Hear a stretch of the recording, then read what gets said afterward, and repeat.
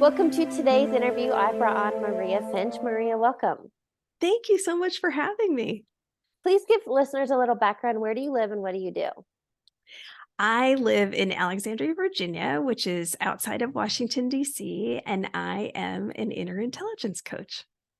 Yes, and we're definitely going to talk about that. But I want to start it off with kind of this term you've coined, mind cluck. Let's talk about it. Let's define it. We all experience it. Absolutely. So, yes, I believe everybody experiences mind cluck every single day. If you're wondering, yes, it does mean exactly what you think it means. It's a euphemism. And I define it as the things that our minds tell us that come from fear, from anxiety, other people's opinions, the things we read, watch, and listen to, anything that is outside of your own inner intelligence can fall into the category of mind cluck. Could be from trauma, past experience, etc. I like to think of it, it's like that noise. It creates that Yeah. internal chaos, monkey mind, sometimes that internal tug of war. But let's talk about what happens when you don't become aware, when you don't observe, when you don't stop that freight train. How can mind cluck get you, spiral and momentum out of control? It's so easy. I mean, anybody can think of a moment. You may have had a moment today where you started out thinking, oh, I'm not going to be able to get this done. And then you're like, okay, I'm not going to be able to get this done. And then this is going to go wrong. And this is going to go wrong. And this is going to go wrong. And I'm going to end up homeless. Like you can go to really crazy places with it. But it's basically anytime you find yourself in a spiral. So you start with one thought that makes you feel bad, and then it goes to the next thought that makes you feel bad, and so on and so on. Well, I think what's important to note there is that it's a thought that creates the domino, that's that compound effect, either empowering or disempowering you.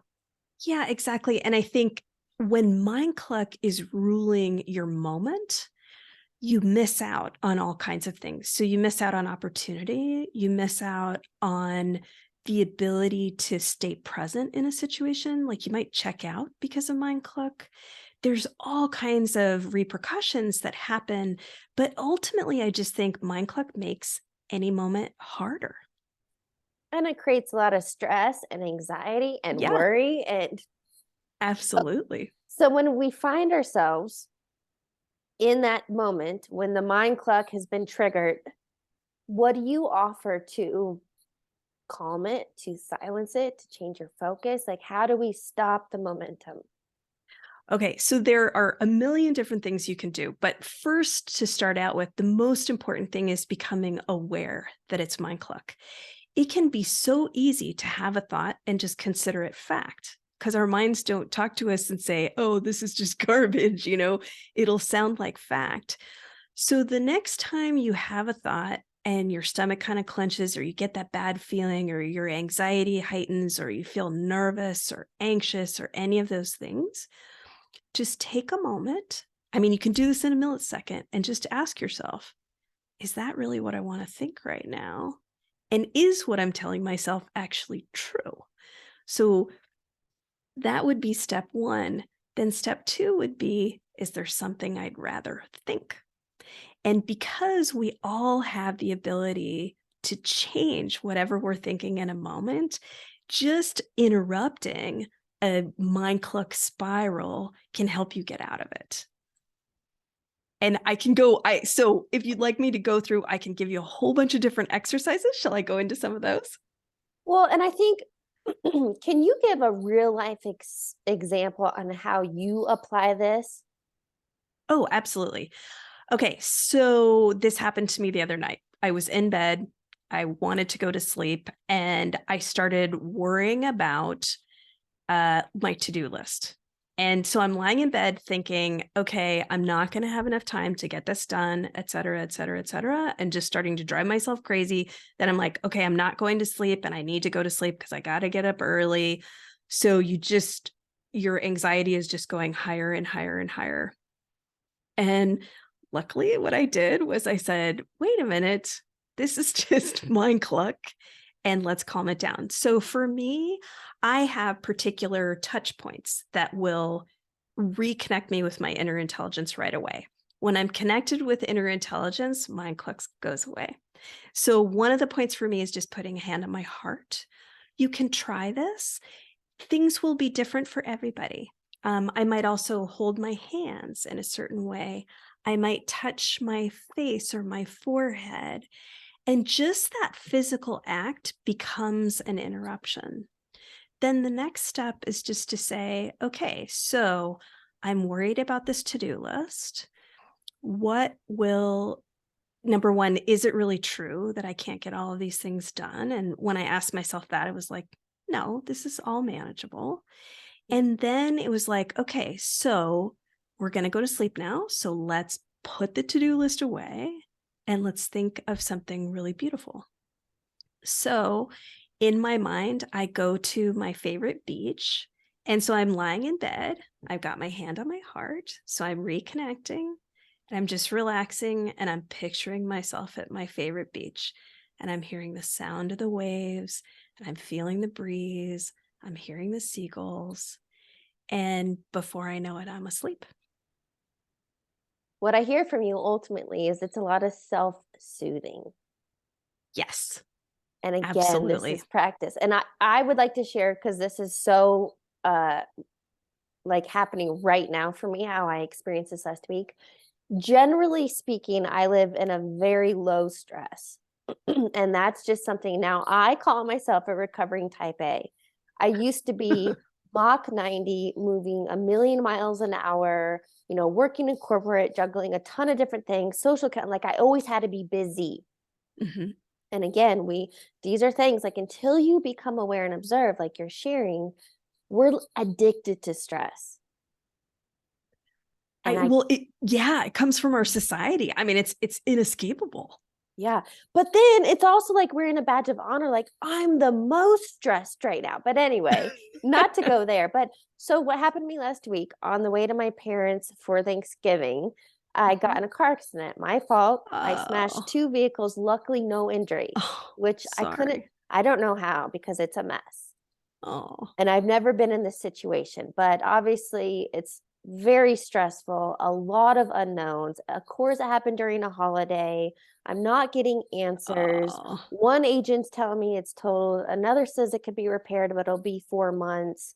Like there's oh. so many moving parts, and I'll just say it, stressed the fuck out. Yeah, understandably. So by Friday, because I don't want to be in this monkey mind, this mind cluck, and all these, then we Mhm. start talking hypotheticals and all these what ifs, and creating this massive momentum. So what I did was, one, I believe you have to feel it to heal it. So I felt the stress, I felt Mhm. it. Mhm. I went to the gym to change my focus, to kind of sweat it out, to get movement. Mhm. Emotions want to move. And then I had clarity. So by me doing that, I created clarity because I changed my Mhm. focus.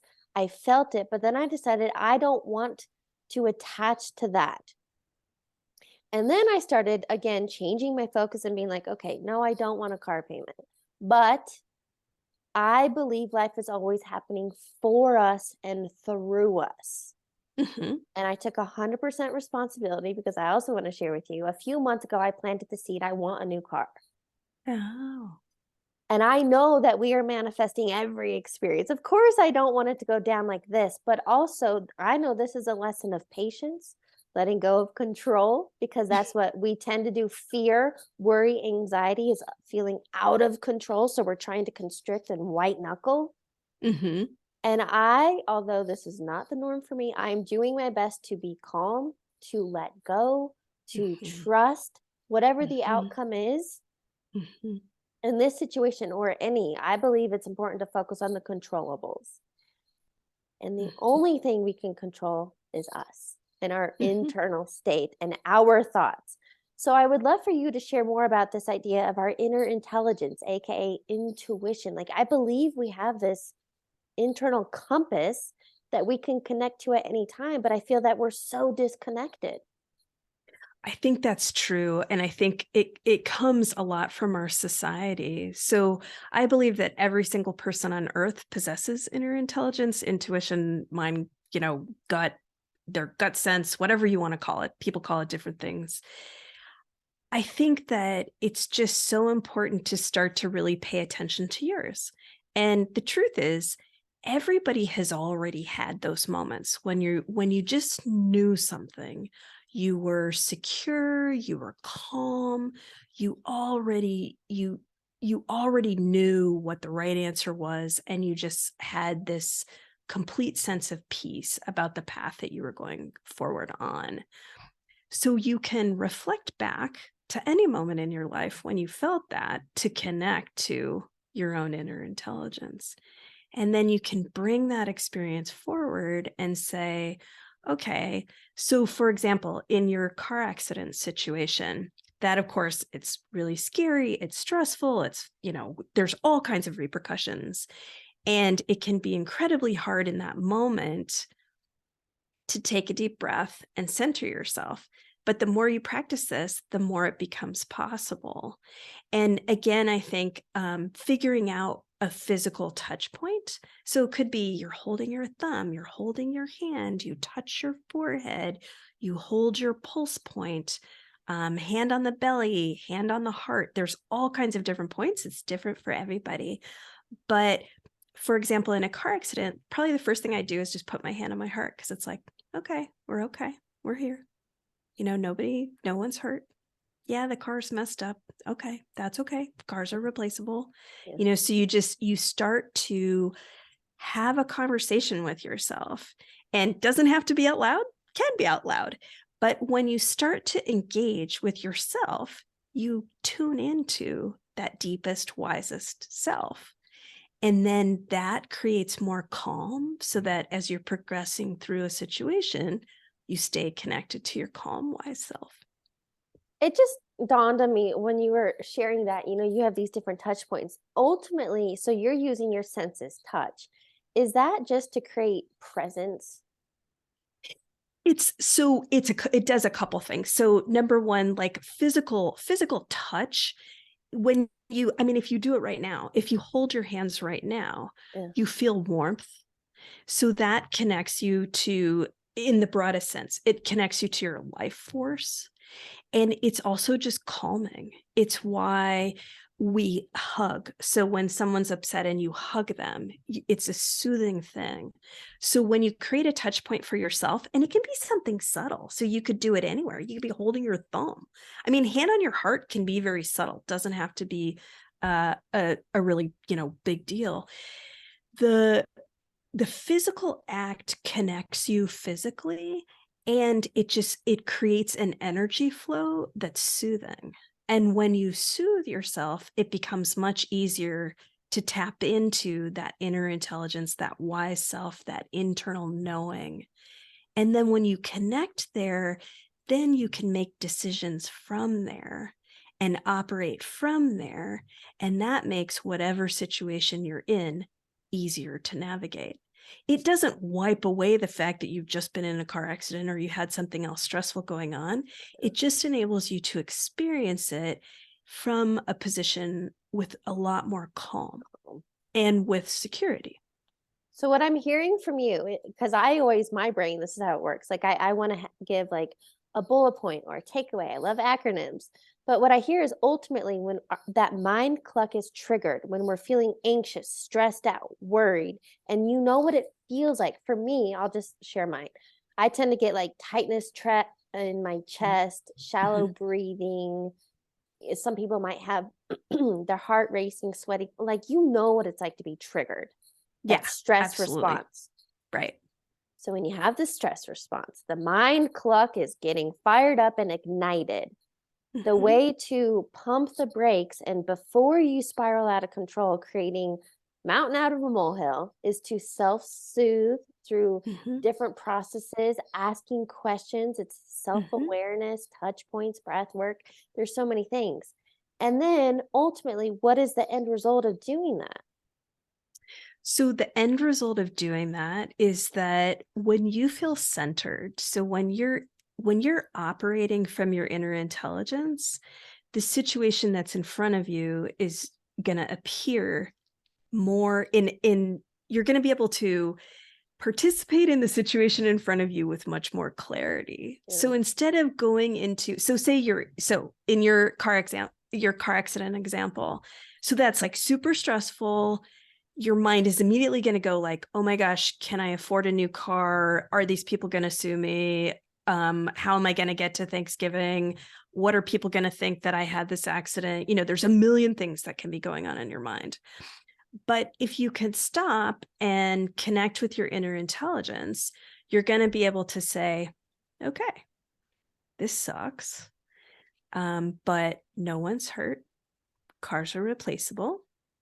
I'll get where I need to go. Who cares what anybody thinks about me as a driver? Doesn't matter. What really matters is that I'm going to do the right thing. So whatever I need to take care of, I will take care of. And I know in my deepest, wisest self that I have the capacity to do that. And if I don't have the capacity, I know how to ask for help. And I will ask people who will help and support me. And inside, I'm just going to give myself a big hug and say, gosh, it really sucks that this happened, but we're going to be okay. We're going to get through this. And let's just progress. Let's proceed with as much calm as we possibly can. Do you know one thing I used to have written, I posted on my computer, I could see it daily, was today I choose peace. Yeah. And Yeah. again, no matter the situation and scenario, but here's what I want to ask you. I feel like somebody listening to this, it's like, wow, this might sound amazing. And yes, I would like to get to that point. Mm-hmm. But for those that are currently living in a high stress, Yeah. that's what they know. Life isn't going the way they want it to. Mm-hmm. I mean, how do you even begin? Because this is a lot of self-awareness and it's practice and being intentional and pausing. Mm-hmm. And how do you get started? So I think part of it is figuring out what works best for you. So for some people, it's writing. So you get yourself a notebook and you just let it rip. And you say anything and everything that you can possibly think of. And while you're doing it, you may even write down things that surprise you. And then you can think about what you've written and get information from there about, so you might be like, oh my gosh, I was so anxious about this Thanksgiving event that I lost my focus while driving and I lost my focus or something like that. I mean, I'm not suggesting that's what happened, but just as an example. So you can learn from that. For other people, it could be talking to someone. So whether that is a dearly beloved person in your life or a coach or a therapist, if talking works well for you, then talk to somebody that you trust and help and let them reflect back to you and help you figure out what are the ways that Mindcluck is making your life harder, and what are the things that you would like to shift. For some people, a way to start is exercise. So it's like when your mind gets going with Mindcluck and you're in one of those spirals, you go for a run, go for a walk, play tennis, whatever. You start to calm yourself that way. So it's all about recognizing what are the things that help you go looking back in your life. What are the things that have helped you stay calm? For me, one of the things that calms me is cleaning. So like I have a fabulously clean house because like I clean to relax. Could be artwork. There's all different kinds of things. Yeah. So the place to start is to really pay attention to, when do you feel the absolute best and feel like your mind is relaxed and quiet? And then the next time that you get really stressed, go do whatever that is. Okay, so this made me think, again, for people who are living life in autopilot and gone Mm-hmm. unconscious, more or less, like not Mm-hmm. aware yet, right? But Mm-hmm. maybe something in this conversation will ignite that for them. Can we talk about numbing agents? On when we are feeling stressed, people go scroll on social media. They Oh, they yeah. overeat. I literally talked to somebody last week. He's in a vicious down spiral, a self-proclaimed functioning alcoholic. But here's the Mm-hmm. thing. We all have that thing we go do to numb out, to avoid. Yeah. Okay. So That's can we true. talk about some avoidance things we're doing and to catch our, go binge on Netflix, zone out. Can we talk about even those and how it's not helping? Absolutely. So yeah, when you say that, I realize I need to qualify things a little bit, because if what makes you feel good is drinking alcohol, I'm not suggesting you should go drink more alcohol. Yeah. So my qualifier is thinking about times in your life when you've just been existing. So you're not adding anything into your existence to numb you out. So that's scrolling, Netflix, whatever, alcohol, drugs, etc. Um, but outside of all of that, no matter how stressful your life is, you have had moments in your life when you have felt calm and at peace. And you may have to really search to figure out what that was, or you may have to try some things. So try the next time you're really stressed, go walk around the block. Or if you're in an office, walk around your office building, or sit and hold your heart for a minute. All of the numbing things in our society, like, I believe in escape. There are times when escaping is the best thing you can do, because escape within reason. So you get to the end of the day, your mind is too active, and you say, you know what, I'm going to watch this show and it's just going to take me somewhere else and I get to relax. That's great. That's a healthy way to use an escape. If you're binging Netflix for 10 hours in a row, then you might want to think about doing something else, because ultimately that's just replacing Mindcluck with something else that really is still Mindcluck. Does that make sense? Well, and it's not productive. Something I wrote down, Yeah. why so many people crave nature. So when you were sharing that as Mhm. an example, think of a time when you were really peaceful. A lot of people love sitting at the beach. Why do we love sitting at the beach? Well, you're normally barefoot, so you're grounding in the sand. Mhm. Nature is calming. It's that flow. A lot of people, I live in Mhm. Colorado, so we love hiking the mountains. Mhm. I love it because well, I love nature. But smelling, the Mhm. pine and different things. It's the views. It's like how small I really am in this great, gigantic world. I think it's perspective. So I just wanted Mhm. to offer, if you don't have that thing yet, your quote, healthy outlet, think about nature, walking, barefoot, putting Yeah. your feet in the grass, whatever it may be. Some people literally like to hug a tree. Yeah, yeah. I mean, there are so many different things you can do. Another thing you can do to start out with is just tune into your five senses. So Mhm. it's see, hear, smell, touch, taste. And wherever you are, you can do this anywhere. You just pause and you say, okay, what can I see right now? And try to focus on something that you love. So in a room, maybe there's a piece of art, maybe there's your pet or your child or your spouse, or who knows, could be anything. And if say you're in an awful office building and you don't see anything that you love, then just bring into your mind a vision that you love. Mm. So see, hear.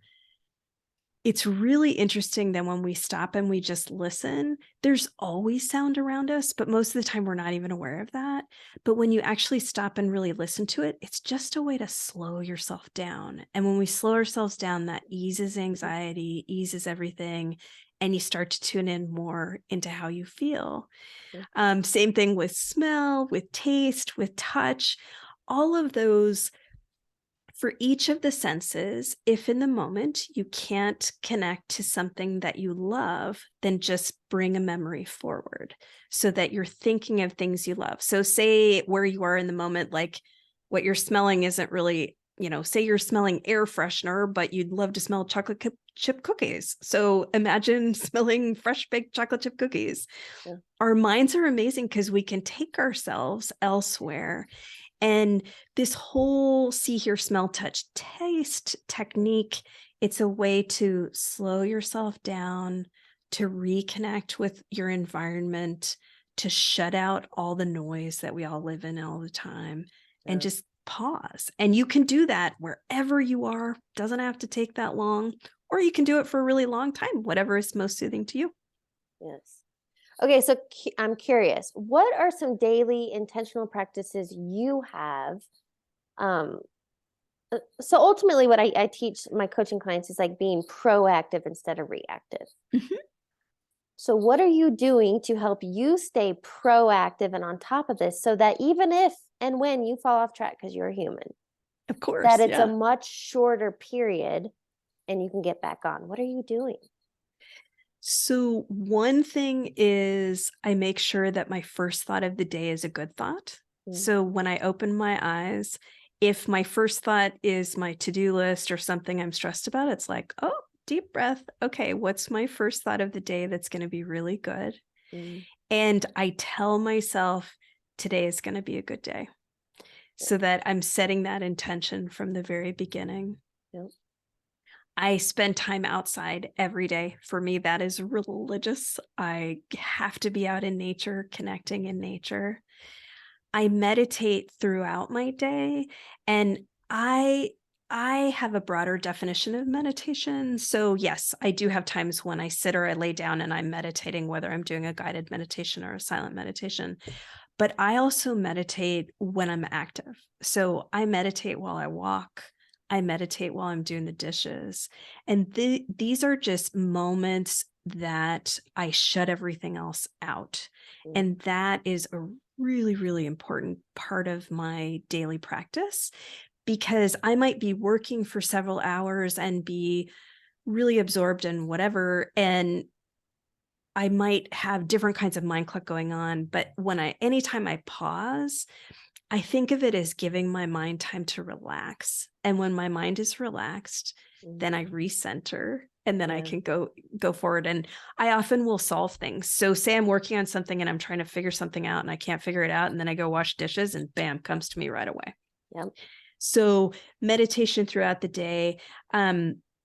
Another one is if I start feeling really stressed, sometimes I'll do this out loud. I just start saying what I love. So I'll be like, I love my family. I love my dog. I love blue skies. I love trees. And I just keep saying things until I get that warm blanket feeling. And I think of it as surrounding myself in love. And that enables me to recenter. So basically, throughout the day, because of course I'm human, so mind cluck comes and goes for me. Throughout the day, I'm always recentering. It's a regular part of my day. The word I wrote down in all caps, you sharing that, is you have many different forms of creating presence. And, I think Yeah. Eckhart Tolle talks about that, the power of now. So many teachers, especially in the yoga community, present, because when you're present here and now, there's Mhm. nothing to be stressed and anxious and worried about. You're not fretting about the past. It's right here, right now. Mhm. I love that.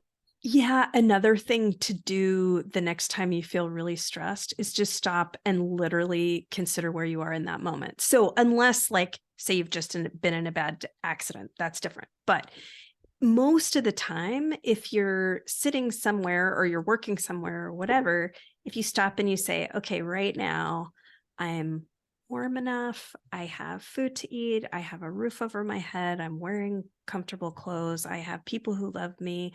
And so in that moment, like, you're safe. And so be safe in that moment, as opposed to mind cluck making you think like, oh, the world is ending because of all these other things that you're worried about. So the whole thing about presence is like when you're present in that moment, you can say, okay, right now in this moment, I am secure.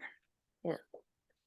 Love that. Okay, so question for you with regards to mind cluck and creating these new intentional practices, what do you believe is one key takeaway you want listeners to get? Everybody has inner intelligence. And even if you feel like you don't and it feels so far away, you absolutely have it and you absolutely can connect to it and operate from it. Okay, I love that. All right, I'd love to wrap up the interview, so I have a few rapid fire questions. Okay. What is a quote or motto that you live by? Do unto others as you would have them do to you. Mm, simple, and I love that. What Mhm. is a book you're currently reading or highly recommend? Oh gosh, there are so many. Let's see. Oh, let me look. I've got a stack right here. Um, oh, yeah. The Reenchantment of Everyday Life by Thomas More. What is that one about? It is about reconnecting with what's right in front of you and recognizing the magic that we all live in. So, Mhm. for example, right now, you and I are doing this in two different states through a computer. Like, that's magic. And Yeah, it's in color and there's sound and we've never met in person and here we are. Like, that's magic. So the book is really about reconnecting with the magic that we all live with all the time, the enchantment. I love that. All right, final question. What advice would you give your younger self? Oh, I would say you you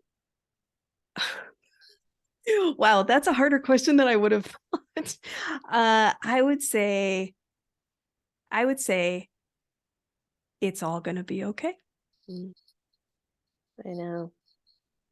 And I think that's one to wrap our head around because no matter the situation, and I know, look, I'm not blind to this. I know there is a lot of struggle and suffering out there, but there's also the flip side to that. And yes, everything's going to be okay. Maria, thank you so much for joining me today and having this conversation.